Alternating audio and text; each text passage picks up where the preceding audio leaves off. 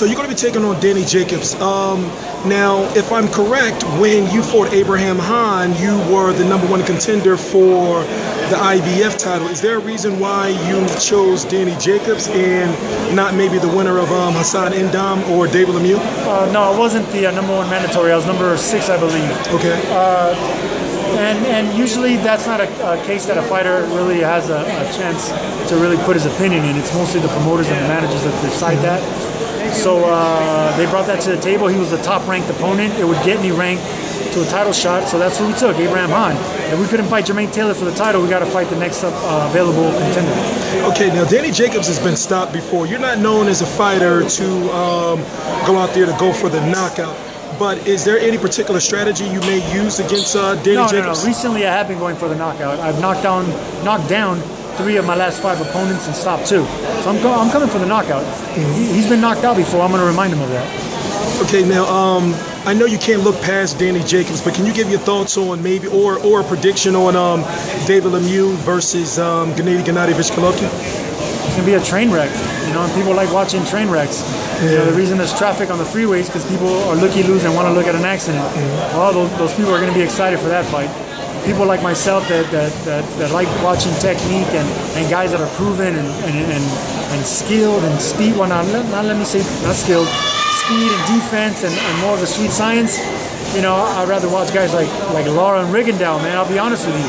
You know, perfectionists, but everyone likes a train wreck, so that's gonna be a train wreck. I'm looking forward to it too.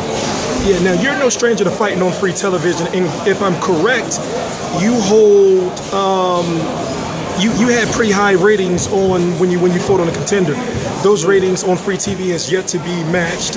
With this boxing on free television, even though this is ESPN, I'm pretty sure you'll be boxing on free television in the future again. But what does that mean to you? I see you representing the Free Boxing for All t-shirt. Great question, but it's 2 different things.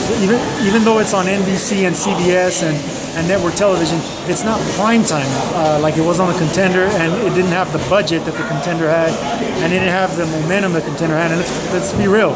The contender was a reality show with Sylvester Stallone and Sugar Ray Leonard, 2 icons of the sport and of movies and the industry. So take all that into effect, and that's how we got the 8 million, 9 million, 11 million people watching every week.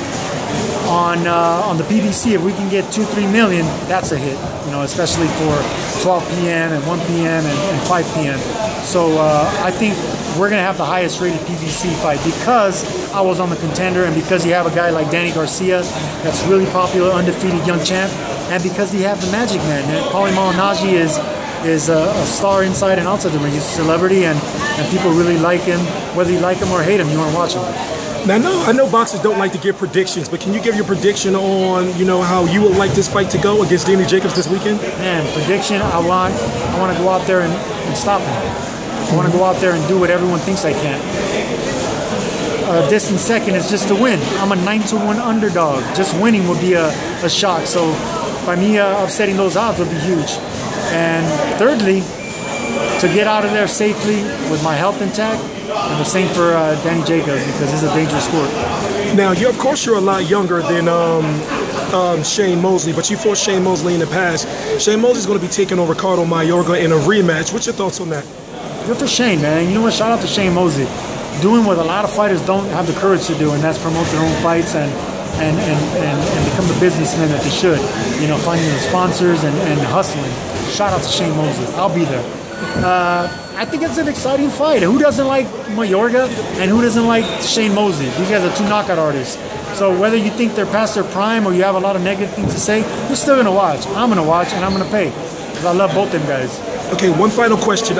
Is there anything you want to say to your fans in English or in Spanish? I have nothing to say to my fans, man. Nothing. Tune in on Saturday. I'm going to show you. Okay, got you. Thank you, sir. Thanks.